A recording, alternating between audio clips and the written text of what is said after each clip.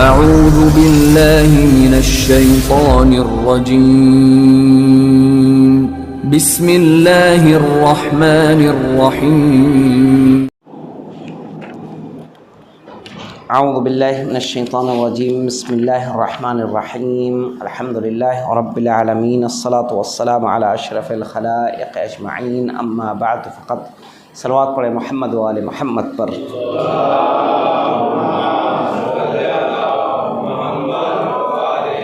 شیعہ شناسی میں آج ہماری گفتگو ہے کہ شیعوں کی حالت دور بنی امیہ میں، کہ کس طرح کی حالت تھی بنی امیہ کے دور میں شیعوں کی، ان کی پوزیشن کہاں پر موجود تھی۔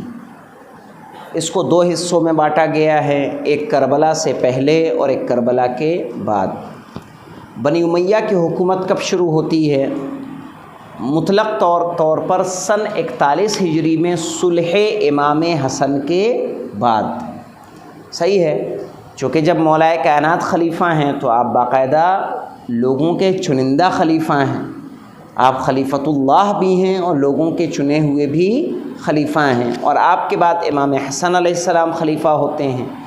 تو مطلق خلافت معاویہ کو کب ملتی ہے؟ صلح امام حسن کے بعد سن 41 ہجری میں۔ چونکہ ماہ رمضان المبارک میں امام کی شہادت واقع ہوتی ہے، اور آ جائیے رمضان کے بعد کیا آتا ہے؟ شوال، ذیقعد، ذی الحج، یہ 3 مہینے ہوتے ہیں، اور محرم پھر پہلا مہینہ آ جاتا ہے 41 کا۔ تو اس طرح سے 3 مہینے۔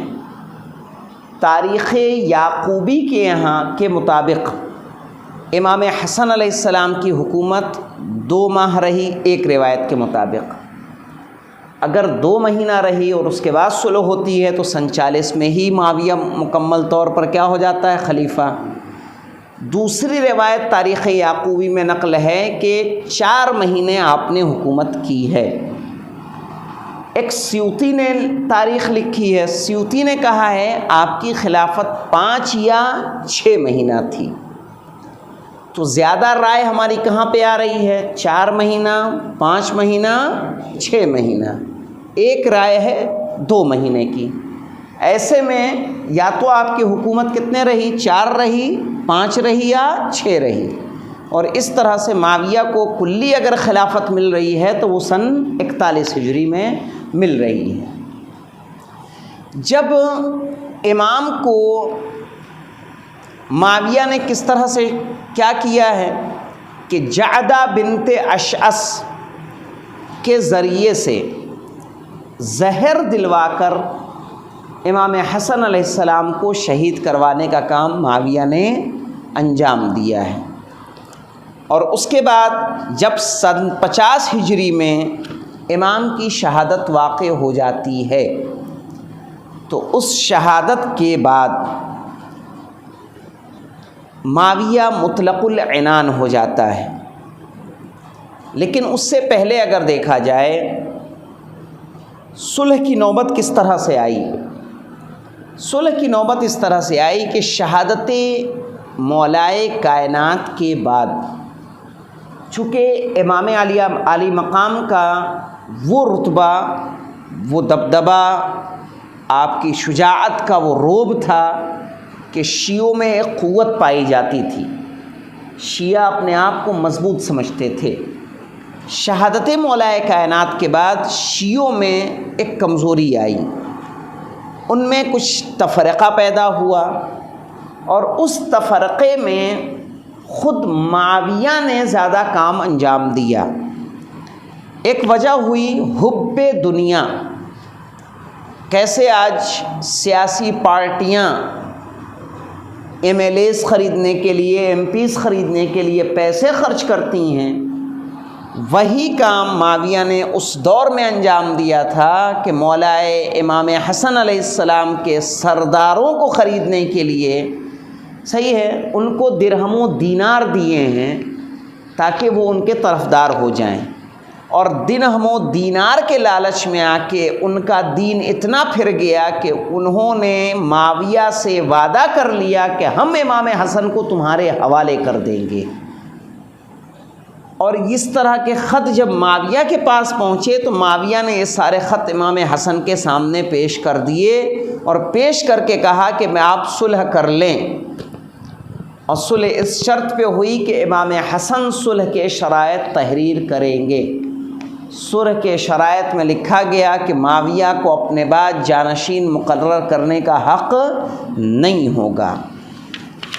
اس کے علاوہ کہ امیر المومنین کے اوپر سب و شتم، یعنی جمعے کے خطبے میں باقاعدہ مولائے کائنات پہ لعن طعن کی جاتی تھی۔ کہا جو مولائے کائنات پر لعن طعن ہوتی ہے وہ بند ہونی چاہیے، اور امام حسن اور باقی شیعوں کو پریشان نہ کیا جائے، اور بیت المال سے جو ان کا شہریہ بنتا ہے، جو ان کا ماہانہ ہدیہ بنتا ہے، وہ انہیں دیا جائے۔ یہ سارے بنود تھے کہ جن بنود اور جن پوائنٹس پر صلح امام حسن قرار پائی۔ اس صلح کے بعد معاویہ نے اس صلح کو تسلیم تو کر لیا، لیکن نخلیہ جو کوفے کے بعد ایک جگہ ہے، نخلیہ یعنی کربلا کے لیے جب لشکر عبید اللہ ابن زیاد نکلا تھا تو پہلے نخلیہ میں آ کے پڑاؤ ڈالا تھا اس نے۔ نخلیہ کوفے کے بعد ایک جگہ ہے کہ جہاں آ کے لشکر جمع ہوتے تھے، صحیح ہے۔ نخل کہتے ہیں کھجور کے پیڑ کو، میرے خیال سے جہاں کھجور کے پیڑ وغیرہ رہے ہوں وہیں پہ باقاعدہ لشکر جمع ہوتے تھے، اور جب سارا لشکر جمع ہو جاتا تھا پھر وہ کوچ کرتا تھا کربلا کی طرف، تو اسے نخلیہ، اسی جگہ پہ معاویہ پہنچا ہے۔ اور معاویہ پہنچنے کے بعد اس نے تقریر کی ہے، اور تقریر میں کہتا کیا ہے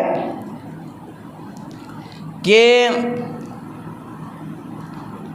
تمہارے ساتھ میری جنگ اس لیے نہیں تھی کہ تم نماز پڑھو، روزے رکھو، حج بجا لاؤ اور زکوٰۃ ادا کرو۔ کہا جنگ ہم نے اس لیے نہیں کی، کہا یہ کام تو تم کر ہی رہے تھے پہلے سے۔ سوچیے علی علیہ السلام کس پہ لڑتے تھے، امام حسین نے کربلا میں جنگ کس لیے لڑی ہے؟ انی لم اخرج اشرم ولا بطرا ولکن خرجت لاتمم مکارم ولکن خرجت لطلب الاصلاح فی امت جدی وارید ان آمر بالمعروف وانہی عن المنکر، اور میں چاہتا ہوں کہ امر بالمعروف کروں اور نہیں عن المنکر کروں۔ امر بالمعروف کیا ہے، نہیں عن المنکر کیا ہے؟ اب یہ سوچئے کہ خلافتوں اور امامتوں میں فرق کیا ہے۔ ایک ہے جو کہہ رہا ہے کہ میں تم سے جنگ اس لیے نہیں کر رہا ہوں کہ تم نماز پڑھو، روزہ رکھو، حج بجا لاؤ، زکوٰۃ دو۔ کہا یہ تو تم کر ہی رہے ہو۔ کہا تمہارے ساتھ میری جنگ تم پر صرف اور صرف حکومت کو حاصل کرنے کے لیے ہے، میں تم سے اس لیے جنگ کر رہا ہوں۔ اور اس کے بعد کہا کہ تم لوگوں کی خواہش کے برخلاف، تم لوگ چاہتے تو نہیں تھے لیکن اس کے باوجود اللہ نے مجھے حکمرانی عطا کر دی ہے، اور اچھی طرح جان لو کہ حسن ابن علی کے ساتھ جو میں نے صلح کی ہے اس صلح پر میں عمل نہیں کروں گا۔ اسی لیے 70 سالوں تک مولائے کائنات پر سب و شتم ہوا ہے۔ 70 سال خطبہ جمعہ میں جس طرح سے حمد پروردگار بیان کی جاتی ہے، حمد اہل بیت بیان کی جاتی ہے، اسی طرح سے مولائے کائنات پہ لعن طعن کی جاتی تھی خطبہ جمعہ کے اندر۔ معاہدے کے بعد امام حسن علیہ السلام مدینے آ گئے، اور مدینے آ کے اپنی زندگی آپ گزار رہے تھے، اور جس حد تک آپ کو سیاسی اجازت ملتی تھی اس اعتبار سے اپنے امور کو آپ انجام دیتے تھے، اپنے شیعوں کو ہدایت دیتے تھے اور ان کے علم میں اضافہ کیا کرتے تھے۔ لیکن حالات اتنے بگڑ چکے تھے، اتنے سخت ہو گئے تھے شیعوں کے لیے کہ علی سے کسی بھی قسم کے دوستانہ روابط اگر پتہ چل جائے کہ یہ علی کا چاہنے والا ہے تو اموی خلافت میں وہ ناقابل معافی جرم تھا۔ بس اتنا پتہ چل جائے کہ یہ علی کا چاہنے والا ہے۔ حالات ایسے تھے کہ لوگ اپنے خادموں سے گھبراتے تھے، اپنے غلاموں سے گھبراتے تھے کہیں یہ شکایت نہ کر دے. صحیح ہے، اتنا خوف لوگوں میں تھا، جاسوس پھیلے ہوئے تھے. ابن ابی الحدید جو سنی مؤلف ہیں جنہوں نے نہج البلاغہ کی شرح کی ہے، انہوں نے ابو الحسن مدائنی کی کتاب الاحداث سے نقل کیا ہے کہ معاویہ نے حکومت کو اپنے ہاتھوں میں لینے کے بعد اسلامی حکومت میں جو شہر تھے ان کے عہدیدار، ان کے جو گورنر، ان کے جو والی تھے، ان کے نام ایک سرکاری فرمان جاری کیا جس میں انہیں یہ حکم دیا گیا تھا کہ شیعوں کے ساتھ سختی سے پیش آیا جائے. یہ سوچئے، سرکاری آرڈر ہے کہ شیعوں کے ساتھ سختی سے پیش آیا جائے، ان کے ساتھ سخت سے سخت معاملات کیے جائیں اور رجسٹر سے ان کے نام نکال دیے جائیں. صحیح ہے، اور بیت المال سے ان کے وظیفے کو بند کر دیا جائے، اور جو شخص بھی علی ابن ابی طالب سے محبت کا اظہار کرے اسے سزا دی جائے. یہ آرڈر اتنا سخت تھا کہ لوگ اپنوں سے گھبراتے تھے، چونکہ جاسوس عام تھے. ایک خالی کیسے کوئی ایسا قانون اگر لاگو کر دیا جائے کہ مثلاً اگر آپ اس کی توہین کر دیں تو توہین کے نام پر ہی آپ پہ کوئی نہ کوئی کیس ہو جائے، تو صرف و صرف اگر کسی پہ الزام بھی لگا دیا جاتا تھا یہ علی کا چاہنے والا ہے تو اس حکومت میں کافی تھا اس شخص کو سلاخوں کے پیچھے اور سختیوں میں ڈالنے کے لیے، اس کے مال کو کرک کرنے کے لیے، اس کے مال کو ضبط کرنے کے لیے. اب دیکھیے، جب اتنی سختی تھی شیعوں پہ تو سوچئے کہ شیعوں کا عالم کیا رہا ہوگا، شیعہ کس طرح سے زندگی گزار رہے ہوں گے. اور یہاں علی علیہ السلام کی فضیلت کو بیان کرنے پر پابندی لگائی، اور اس کے علاوہ کہا کہ عثمان کے فضائل و مناقب کی تشہیر کی جائے، زیادہ سے زیادہ عثمان کے فضائل بیان کیے جائیں، عثمان کے جو چاہنے والے ہیں ان کے ساتھ محبت سے پیش آیا جائے، ان کی ضرورتوں کا خیال رکھا جائے. علی والوں کی ضرورت کا خیال نہ رکھا جائے، عثمان والوں کی ضرورتوں کا خیال رکھا جائے. اور اس نے اس سے بڑھ کے یہ حکم دیا کہ خلفائے ثلاثہ کی شان میں حدیثیں گڑھی جائیں، اس لیے تاکہ علی کی فضیلت کو کم کیا جا سکے. اس سے سمجھ میں آتا ہے کہ امام حسین علیہ السلام نے اپنے تمام بیٹوں کا نام علی کیوں رکھا تھا، کہ جہاں علی کا نام لینا، علی سے محبت کرنا جرم ہو، وہاں علی کے نام کو ختم کیا جا رہا ہو، فضیلتوں کو ختم کیا جا رہا ہو. اس سے سمجھ میں آتا ہے کہ ذکر و علی عبادہ کی حدیث کیوں موجود ہے، کہ علی کا ذکر عبادت ہے. زینوا مجالسکم بذکر علی ابن ابی طالب، اپنی مجلسوں کو علی ابن ابی طالب کے ذکر سے زینت دو. علی کے ذکر کی تاکید اتنی زیادہ کیوں ہے؟ کیونکہ باقاعدہ سازش کے تحت فضائل مولائے کائنات کو چھپایا گیا ہے، حدیثوں کو جلایا گیا ہے، بیان نہیں کیا جاتا تھا، بلکہ اس کے مقابلے میں خلفائے ثلاثہ کے فضائل گڑھے گئے، حدیثیں جال کی گئیں. اور اس کے نتیجے میں معاویہ کے زمانے میں جھوٹی حدیثوں کا ایک انبار لگ گیا تھا، جھوٹی حدیثیں. اسی لیے ہر حدیث کو آنکھ بند کر کے تسلیم نہیں کیا جا سکتا. اور معاویہ کے بعد بھی جعلی حدیثیں بنتی رہیں. جب ایک بار لت لگ جاتی ہے تو پھر انسان کیا ہوتا ہے، اس پر چلتا رہتا ہے. ابن عرفہ ان کا کہنا ہے کہ صحابہ کے فضائل میں زیادہ تر جھوٹی حدیثیں بنی امیہ کے دور میں بنائی گئیں. صحابہ کی فضیلت میں دراصل بنی امیہ اس طرح سے بنی ہاشم سے بدلہ لینا چاہتے تھے کہ دیکھو بنی ہاشم تمہیں اللہ نے اتنی فضیلتیں دی ہیں، تو ان کے برابر میں ہم بھی اپنی فضیلتیں گڑھ لیتے ہیں تاکہ جو فضیلتیں تم بیان کرتے ہو کچھ ہمارے لیے بھی فضیلتیں ہیں. صحیح ہے. اسی لیے جب آپ ان حدیثوں کا تجزیہ کریں گے تو حدیثیں آپ کو کچھ اوٹ پٹانگ نظر آئیں گی. انشاءاللہ کبھی ایک آدھ حدیث کو برائے ایک سمپل کے طور پر آپ کو پیش کر کے بتاؤں گا. اور مولا کائنات نے اس کے بارے میں پہلے ہی بتا دیا تھا. نہج البلاغہ میں آپ فرماتے ہیں کہ اما انہ سیظہر علیکم بعدی رجل رحب البلعوم مندحق البطن الا وانہ سیأمرکم بسبی والبراءۃ منی. آگاہ ہو جاؤ کہ عنقریب تم پر ایک ایسا شخص مسلط ہوگا کہ جس کا حلق کشادہ ہوگا. حلق یعنی چوڑا ہوگا اور پیٹ بڑا ہوگا. حلق چوڑا ہوگا، پیٹ بڑا ہوگا. وہ عنقریب مجھے تمہیں گالیاں دینے اور مجھ سے بیزاری کا حکم دے گا. کچھ لوگوں نے کہا ہے کہ اس سے مصداق حجاج ابن یوسف ہے. کسی نے کہا اس سے مراد زیاد ابن عبیہ ہے. کسی نے کہا اس سے مراد معاویہ ابن ابی سفیان ہے. اور خود سمجھ میں آیا امام کی یہ حدیث کہ عنقریب تمہارے اوپر ایک ایسا شخص مسلط ہوگا جس کا حلق چوڑا، پیٹ بڑا. وہ تمہیں مجھے لعنت کرنے کے لیے، برا بھلا کہنے کے لیے کہے گا، حکم دے گا، مجھ سے بیزاری کا حکم دے گا. مجھے بتائیے حجر بن عدی کے اصحاب کی شہادت کیوں ہوئی؟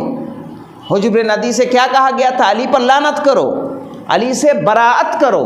اور انہوں نے جب براءت نہیں کی تو پھر کیا ہوئی؟ ان کی شہادت واقع ہوتی ہے. انہیں شہید کیا جاتا ہے شام کے باہر کہ آج شام میں جائیں گے تو باقاعدہ عذرا پہ کیا ہے آپ کیا مقام شہادت ہے.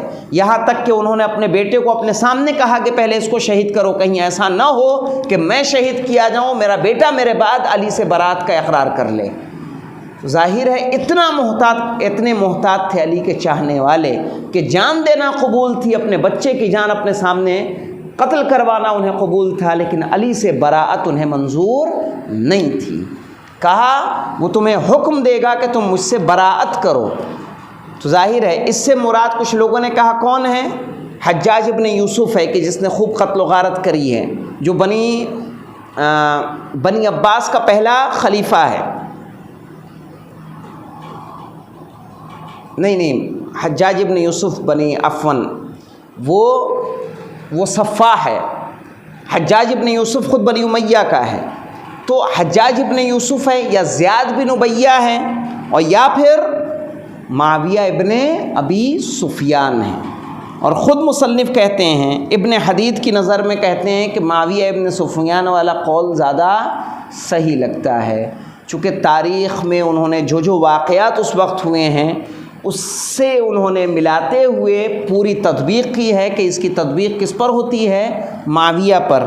یہ امام کا خطبہ نمبر 57 میں یہ امام کا جملہ موجود ہے. اس کے علاوہ دیکھیں اور کیا کیا تھا. ابن ابی الحدید نے ان محدثین یعنی حدیث کے راویوں کا بھی ذکر کیا ہے کہ جنہوں نے معاویہ سے پیسے لے کے حدیثیں جال کی ہیں، حدیثیں بنائی ہیں. مثلا ایک نام ملتا ہے سمرہ ابن جندب کا. سمرہ ابن جندب تھا کہ جس نے معاویہ سے 1 لاکھ درہم لیے تھے.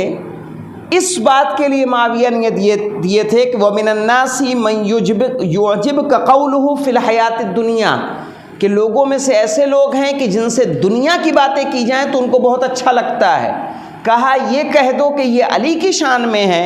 وَمِنَ النَّاسِ مَن يَشْرِي نَفْسَهُ ابْتِغَاءَ مَرْضَاتِ اللَّهِ، کچھ لوگ وہ ہیں جو اپنے نفس کو اللہ کی مرضی کے لیے بیچ دیتے ہیں. کہا یہ کہہ دو کہ یہ ابن ملجم کے لیے آئی ہے. یعنی اس طرح کی حدیثیں جال کرنے کے لیے 1 لاکھ درہم دیے ہیں، جو اس وقت کی ایک بڑی رقم ہوتی ہے کہ صرف اس طرح کی حدیث وہ بیان کر دے. تو سوچئے کہ کس طرح سے احادیث کے ساتھ کھلواڑ کیا گیا ہے. اب یہ دیکھیں کہ معاویہ کی حکومت کب تک باقی رہی؟ سن 60 ہجری تک. 60 ہجری میں معاویہ کا اقتدار ختم ہو جاتا ہے. لیکن اس وقت شیعہ جو ہے ایک بدترین حالت میں اپنی زندگی گزارنے کے لیے مجبور تھے۔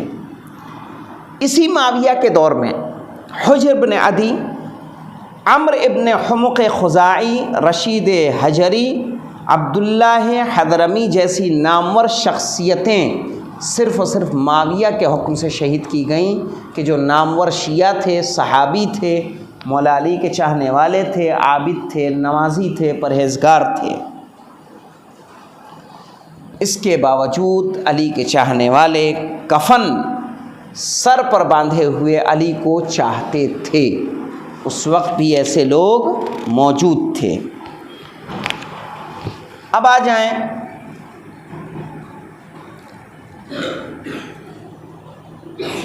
معاویہ نے، چونکہ صلح میں اس نے یہ بات کا اقرار کیا تھا کہ وہ اپنے بعد کسی کو خلیفہ نہیں بنائے گا، لیکن اس نے خلیفہ بنایا۔